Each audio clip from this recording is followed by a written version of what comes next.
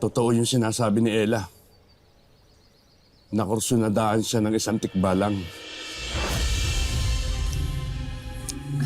Ano po bang dapat kong gawin para lubayan na po ako ng tikbalang?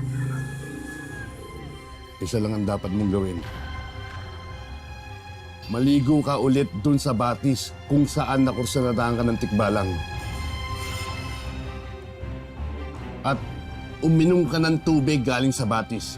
Kapag nagawa mo to, hindi ka na maaamoy ng tikbalang. At hindi ka na rin niya masusundan. Sige po, Mang Doming. Ngayon na ngayon mismo po, luluwas kami. Madali nyo, ha?